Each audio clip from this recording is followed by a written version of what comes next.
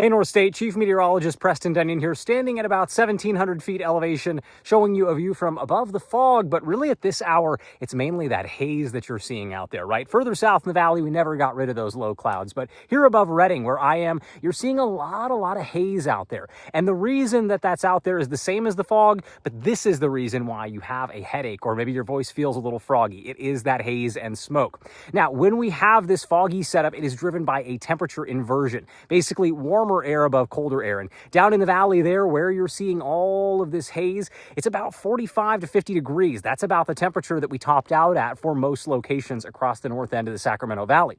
You head up here where I'm at, 1,700 feet elevation, temperatures in the mid-60s, almost 70 degrees. So this is an inversion of what you'd normally see, and hence that's why we call it a temperature inversion. Warmer air above colder air. And when you have that warmth, anything down at the surface can't rise, right? We don't have the air rising. We don't have the pollutants in that air rising. It's all capped off underneath that lid of warmer air. And so for days and days, when we have these stagnant winds and when you have that temperature inversion in place, all of those pollutants stack up. Think about all the different things that come into that, right? Exhaust from your car, smoke from your chimney, smoke from, debris burns in your backyard or even controlled burns by fire agencies. All of these things continue to accumulate until we can kick that out and get some different weather conditions or mix some of this upper level air down to the surface and dilute it. And so it's really that low air quality that is driving those headaches and that nasty feeling that you might have. It's not the fog itself, right? That's just that moisture that the air cannot support because it's too darn cold. And thankfully, if you have been dealing with a little bit of that respiratory issue here or there,